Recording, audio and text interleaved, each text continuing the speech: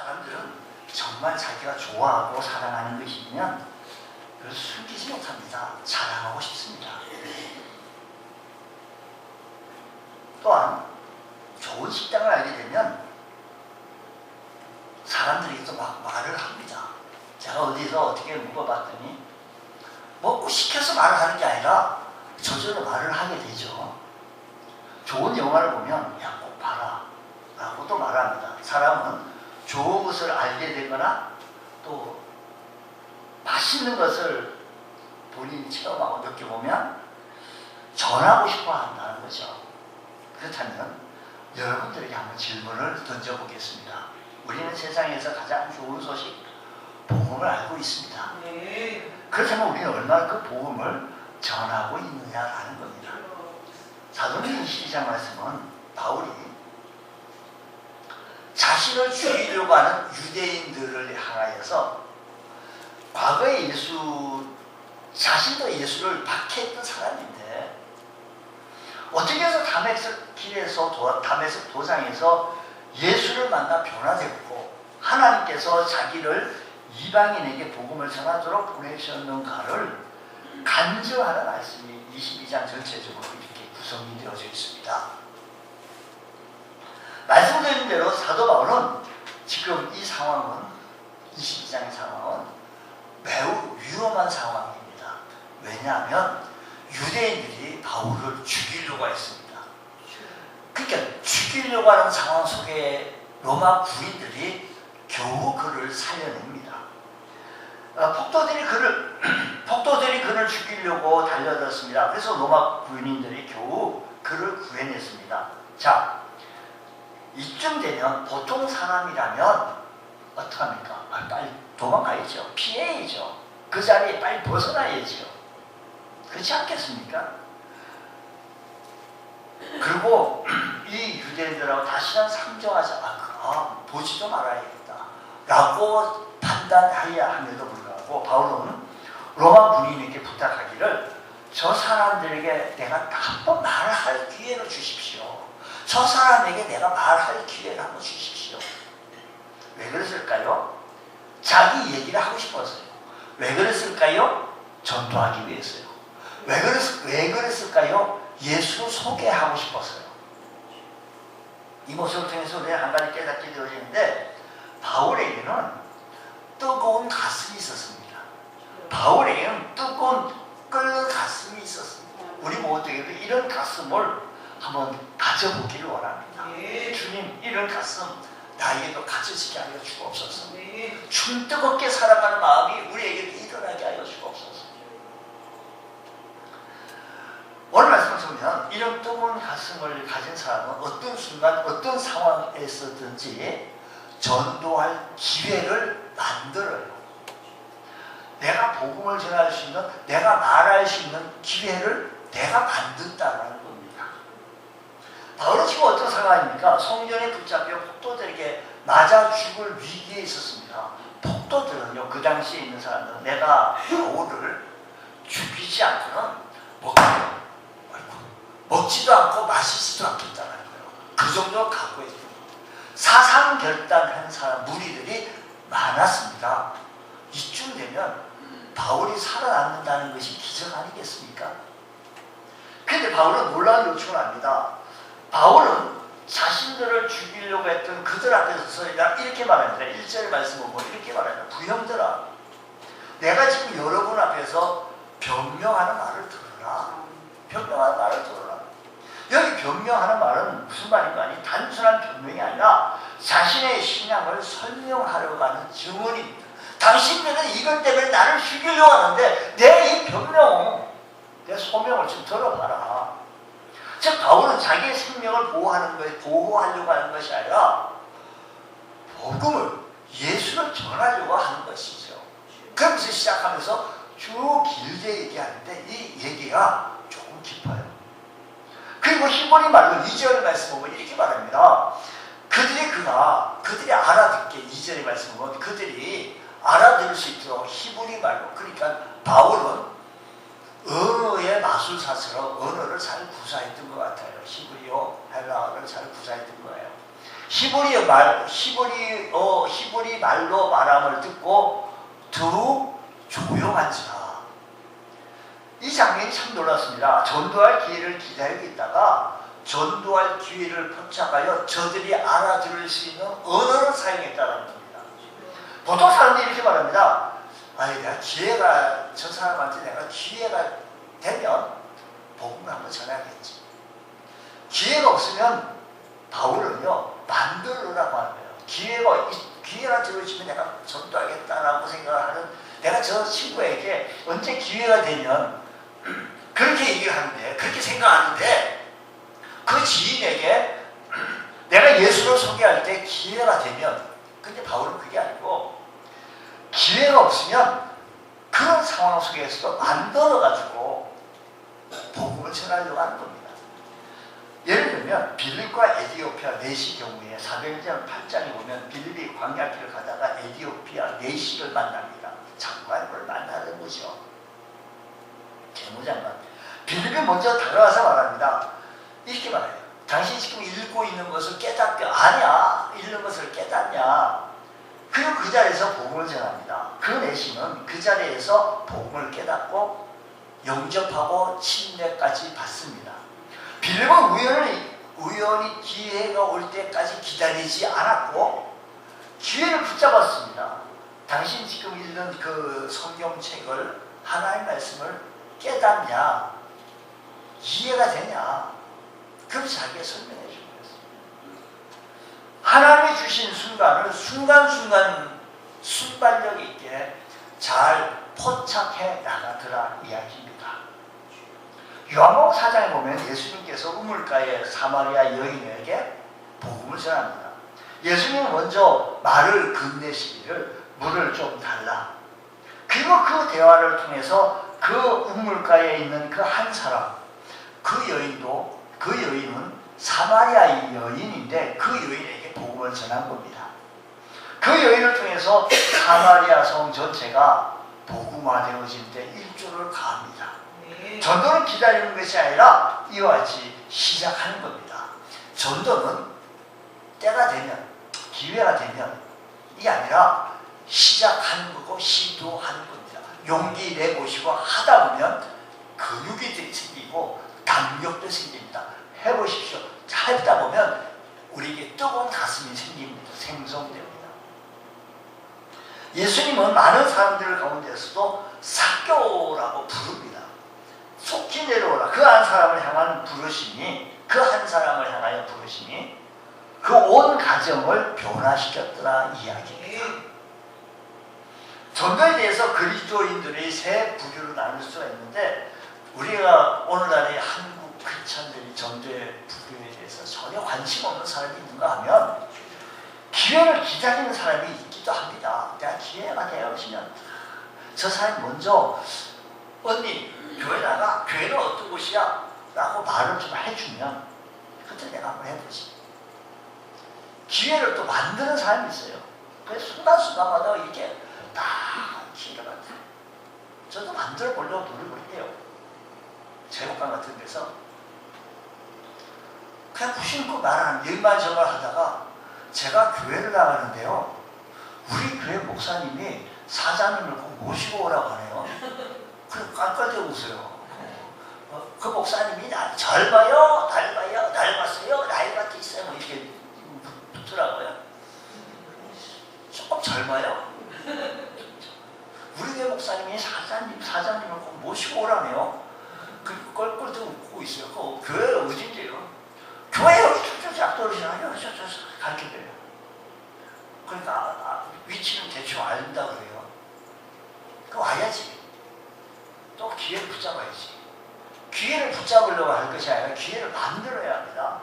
바울은 전도의 기회가 언제 사라질지 모르니까 기회를 자기를 죽이려고 했던 그 사람들, 군인들을 보고 전군들에게 내가 말할 수 있는 기회를 해달라고 기회를 만든 겁니다. 과학기술처 장관을 지낸 정근모 장로님은 고등학교 동창 중에 절친, 즉 김재희 경제수석 비서관을 지냈죠. 우리나라 전통 때 80년대. 그 그 친구에게 늘 해야겠다는 마음이 그 장로님에게는 있었는데 쉽게 말을 꺼내지 못했어요. 어느 날 큰 마음 먹고 말합니다. 교회 한번 같이 가보지 않겠나 친구. 그랬더니 그 친구가 말합니다. 이번에 대통령을 모시고 동남아 순방을 다녀와서 생각해 보겠다는 겁니다. 그냥 그 말 한마디 던지고 또 서로 바쁘니까. 근데 얼마 후 아웅산 테러 사건이 일어났고 그 친구는 대통령을 모시고 그 아웅산에 갔다가 대통령은 살아남고 그게 따라갔던 수령원들, 우리나라 똑똑했던 많은 사람들 많이 죽었죠. 그 중에 한 분이 김재익 박사 죽었습니다. 그 정근모 장로는 평생 후회했다는 겁니다. 아이고 내가 전도할 기회를 놓쳤다고. 여러분 전도는 내일이 아닙니다. 오늘입니다. 어제는 지나갔습니다. 내일은요, 다음에는요, 그건 어떻게 될지 몰라요. 두 사람이 동남아 순방 가가지고 어떻게 될지 몰라요. 오늘 내게 주어진 시간, 지금 내게 주어진 시간이 가장 중요한 시간입니다. 지금 내가 만나고 있는, 지금 누군가 대화하고 있는 그 폰에서, 핸드폰에서 붙잡고 대화하는 그 친구에게, 그 지인에게, 그 선배에게, 그 동생에게 예수 천당 불신치로 말해야 합니다. 그래서 우리는 전도의 기회를 그냥 자연스럽게 만드는 겁니다. 주님 오늘 누구에게 복음을 전하겠습니까? 우리에게 주어진 사명입니다. 우리 그리스도인이 마땅히 하여야 할 일입니다. 문제는 전도의 이야기를 준비되어져야 합니다. 내 안에 인풋이 있어야 아웃풋이 나갈 게 있지요. 뭐가 들어온 게 있어야 나간 게 있어야지. 바울은 복음을 전도하면서 그러니까 신학적으로 무슨 우리가 신학을 한 거 아니잖아요. 우리가 어디서 성경 뭐 그렇게 체계적으로 공부해가지고 뭐 터득하고 이런 건 또 아니잖아요. 바울은 내가 만난 예수를, 내가 체험한 예수를, 내가 만난 주님을 간증하는 거예요. 자기 자식한테, 내 자녀에게, 이웃에게, 친구에게 이야기합니다. 3절 말씀, 2절 이어서 3절 말씀을 이렇게 말합니다. 나는 유대인으로 길리아 다수에서 났고 이 성에서 자라 가말리엘 문화에서 우리 조상들의 율법에 엄한 교훈을 받았고 오늘 너희 모든 사람처럼 하나님에 대하여 열심히 있는 자. 당신처럼 나도 똑같다라는 거예요. 나도 유대인이었고 나도 우리 어머니 저 할머니 때부터 불교에 아주 심취했던 사람이었고 뭐 이렇게 얘기할 수 있는 거죠.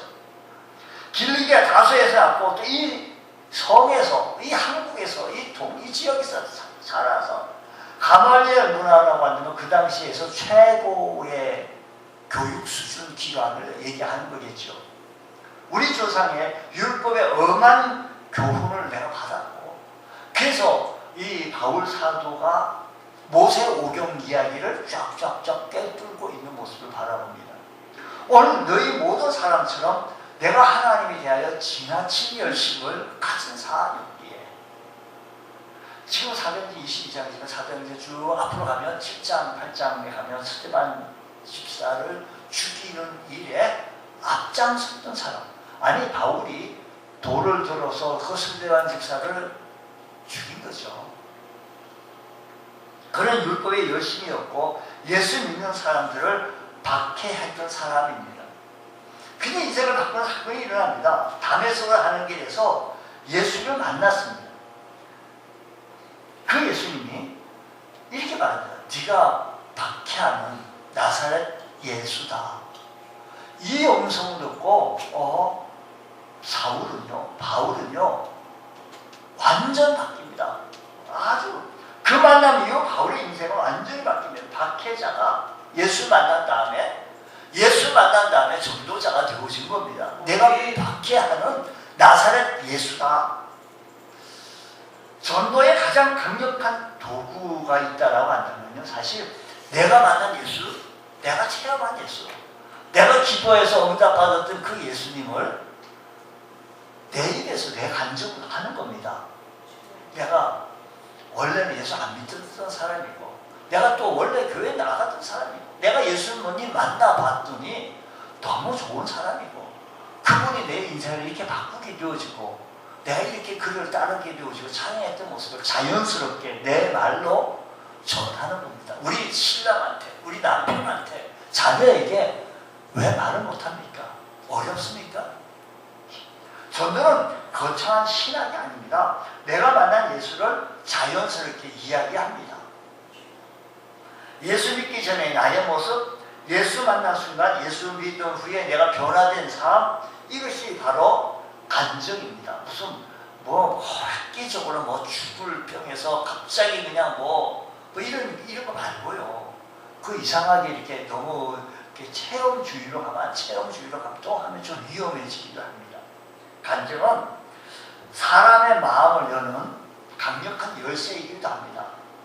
여러분께서 이런 어떤 이야기를 내가 스스로 주님과 기도하면서 가운데 주님 만난 이야기를, 주님 이렇게 나를 통해서 역사했던 이야기들을 지금까지 신앙생활하면서 있었던 이야기를 만들어낼 줄 아는 것, 이것이 실력입니다.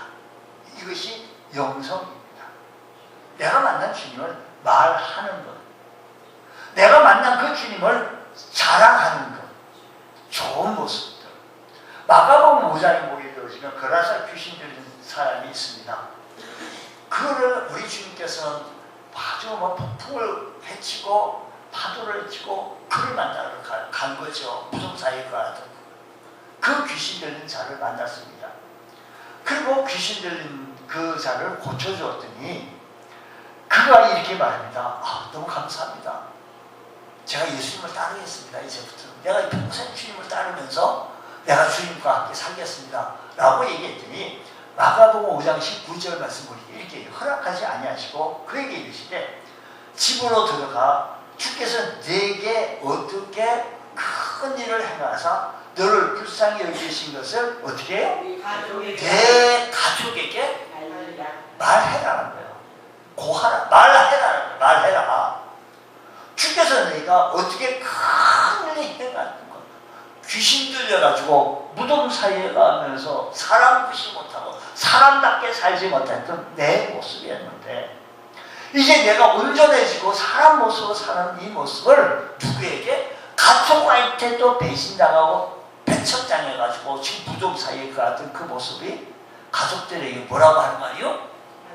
알리라는 거예요. 알리라. 가족들에게, 우리 남편에게 알리라는 거예요. 우리 자녀들에게 알리라는 겁니다.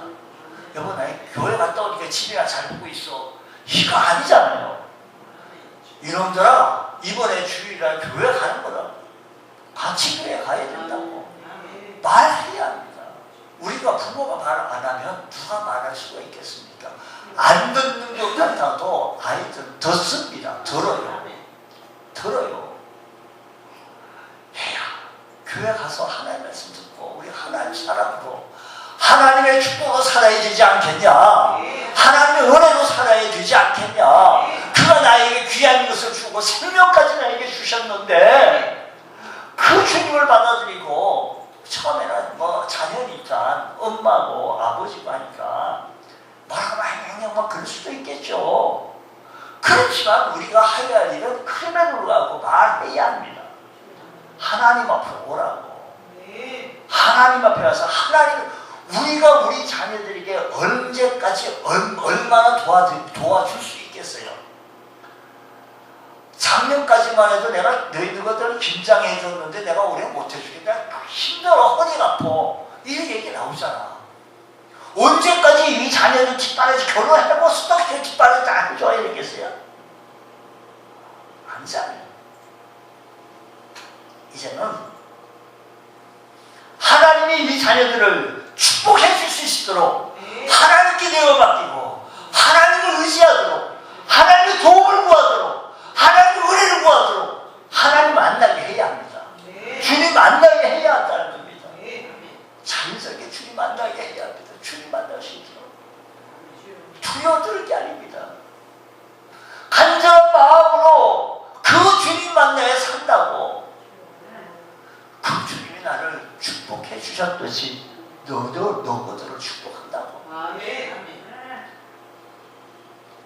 이 간증을 돌아가서 데가볼레 온 지역에 이 그라사에서 귀신 들린 자는 예수님의 소문을 퍼뜨립니다. 사마리아 여인도 마찬가지입니다. 예수님 만나가지고 사마리아 여인이 왜 물들어 오는 시간 운물가에 사람을 피해서 없는 시간을 일부러 찾아온 건데 그걸 우연찮게 사마리아 여인의 입장에서는 예수님 만난 거겠죠. 근데 그 여인이 이렇게 말합니다. 요한복음 4장 29절 말씀 보면 나의 행한 모든 일을 내게 말한 사람을 와서 내게 4장 29절 나의 행한 모든 일을 내게 말하는 사람을 와서 보라.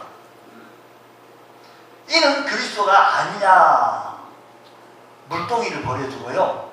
물대로 오르는 사람, 물동을 버려두고 사마리아 도성에 들어가서 내가 예수 만났다고, 내가 메시아 만났다고, 나에게 행한 모든 일을 말하는 사람을 와서 보라고, 그 예수를 보라고 라고 간증합니다. 전도합니다. 복음을 선포합니다. 그랬더니 39절 말씀 보니까 이렇게 말합니다. 여자의 말이 39절 여자의 말이 그가 내게 행한 모든 것을 내게 말하였다. 뭐요? 뭐요? 증언함으로 그 동네 중에 많은 사마리안이 어떻게 됐을까요? 예수를 믿었어요. 어떻게 됐을까요? 예수를 믿었다는 거예요. 그러니까 사마리아 이 여인이 말을 했기 때문에 그 사마리아에 있는 모든 사람들이 예수를 믿었다는 거 아니겠어요? 우리가 말을 해야 되잖아요. 우리의 자녀들에게도, 우리의 남편에게도, 우리의 지인에게, 우리의 친구에게 말을 해야 되잖아요. 우리 하나님께서 우리에게 귀중한 선물을 주셨는데 언어의 선물을 주셨습니다. 이 한 사람의 말이 도시 전체를 변화시킨다는 것입니다. 주님, 이 시대에 하나님 부족하고 연약하지만 하나님께서 나를 사용하시려고 하시니 나를 사용하여 주셔서 주님의 도구로 쓰임받게 하여 주옵소서. 요한복음 9장 말씀 보게 되었으니까 앞을 보지 못하는 맹인이 있었습니다. 예수님께서 고쳐주셨죠. 그 사람은 가는 곳만 이렇게 말합니다. 내가 맹인으로 있었다가 지금 보는 그거다. 더 이상 맹인으로 있었다가 내가 지금 본다는 거예요. 복잡한 신학이 아닙니다. 내가 변화된 최고의 말씀을 증거하는 겁니다. 그렇습니다. 간증은 가장 강력한 전도의 도구가 됩니다. 사람들은 설교를 반박할 수가 있고 신학도 반박하기 때문에 신학도 많이 갈라지기도 해요. 설설해가면서. 그러나 간증은 부정하기 어렵습니다. 예수님이 내 삶을 이렇게 바꾸었다고 그 예수를 전해볼 수 있는 우리 모두가 되어지길 원합니다. 이번 부활절까지 우리 한번 집중적으로 한번 해보자는 거죠. 한번 수요일하고 금요일하고 수요일 목요일 하는 것보다 수요일 또 금요일 하루 이렇게 해서 하면 더 우리 한번 힘있게 1시간씩이라도 2시간이면 더 좋고 한번 복음을 이웃에게 전해보시고 우리가 전달 준비를 해야 되는데 예수 믿기 전에나 예수 믿고 난 다음에 내가 만난 순간 예수 믿은 후에 변화되어진 삶의 모습들을 우리가 주님 전하게 하여 주옵소서. 이 모습으로 나타내 주시는 우리 모두가 되어서 하나님의 사람으로 그러면 내가 강건해져요. 내가 말을 하면 내가 튼튼해져요. 허약해지지가 않는다는 거예요. 건강해진다는 겁니다. 세 번째는 전도의 삶임을 깨닫는 사람이 되어야 한다는 겁니다. 바울은 단순히 전도를 좋아하는 사람이 아니었고 자신은 이방인의 사도였다는 겁니다. 자, 21절 말씀 보면 우리 하나님께서 또 나더러 이르시되 하나님께서 바울에게 이르시되 떠나가라 내가 너를 멀리 이방인에게로 보내리라. 그래서 21절 말씀 보니까 바울은 무슨 이방인의 사도로 온 이방인들에게 복음을 전하러 다녔어요. 예수는 바울에게 내가 너를 멀리 어디로 보낸다? 이방인으로 보낸다. 바울이 이렇게 평생 사명으로 붙들어 봅니다. 그래서 그는 사도행전 20장 24절에 말씀하기를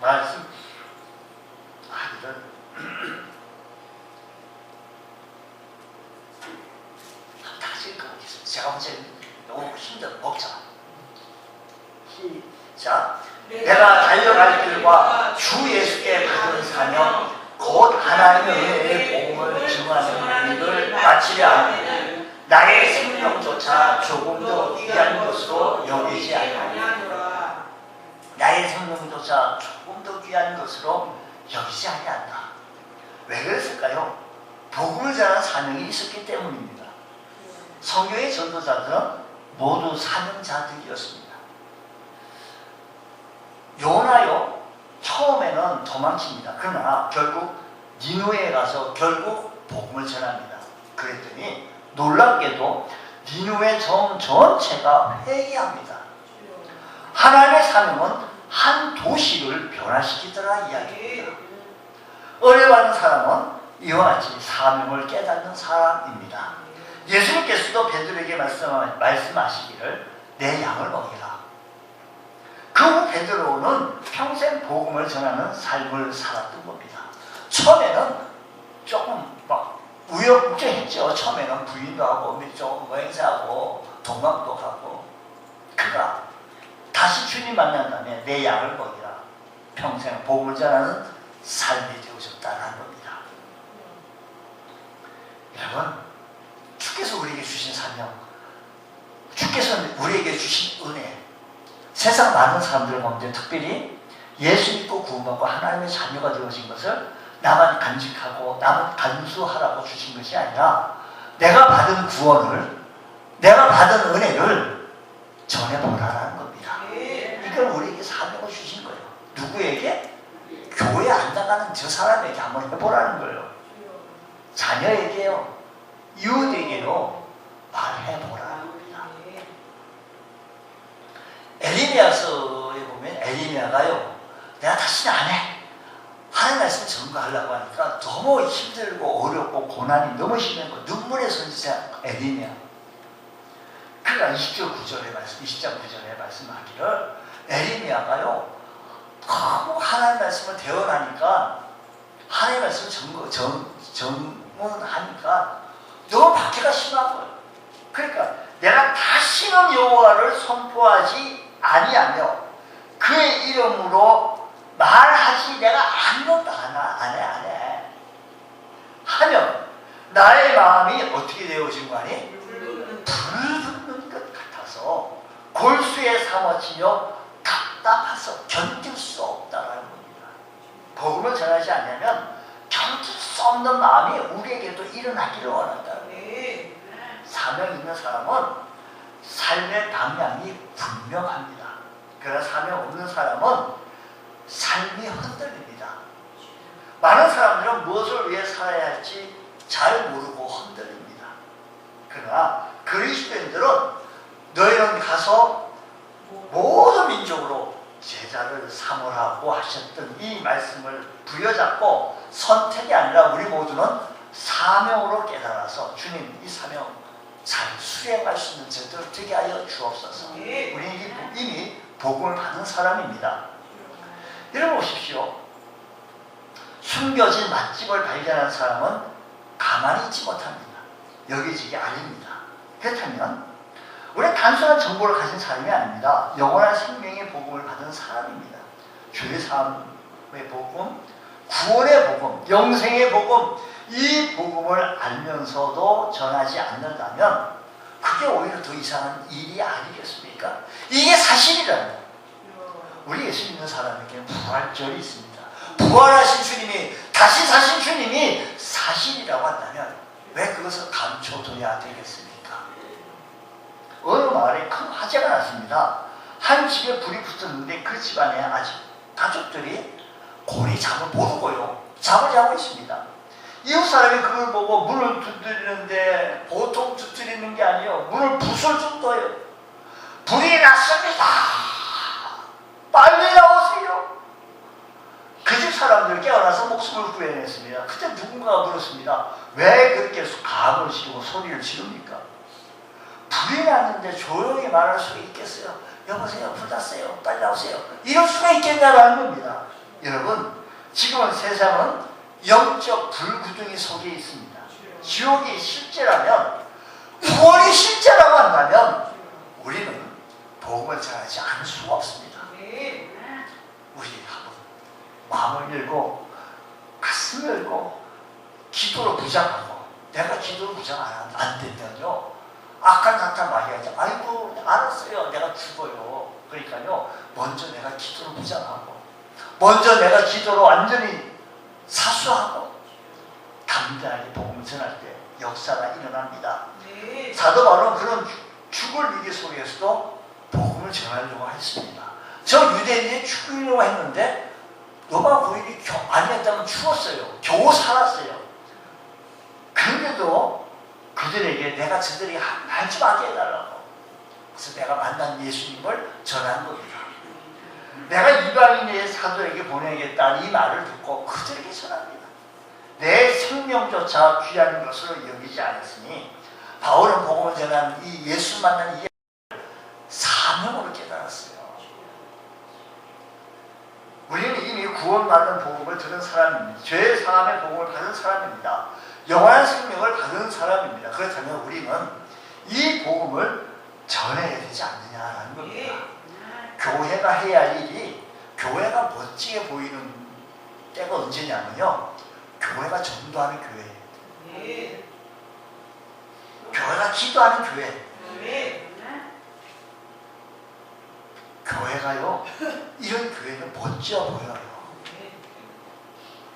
어느 교회는요, 바깥에서 들으면 동네는요, 손바닥 같아서 다 알아요. 이 속에 안 들어도 다 알아요. 그 교회는 은혜와 사랑이 충만히 있는지 없는지 다 알아요. 그래서 우리가 복음을 전하고 기도하고 하면 멋져 보여요. 목사님은 설교할 때가 제일 멋져요. 복음을 전할 때가 제일 멋져요. 오늘 우리들이 그리스도인의 모습으로 있을 때가 제일 멋져요. 성도로 있을 때가 제일 멋져요. 참 멋진 모습이 내가 예수 믿는 사람의 모습으로 있을 때가 멋지다라는 거예요. 저 사람 진짜 예수 믿는 사람이라고.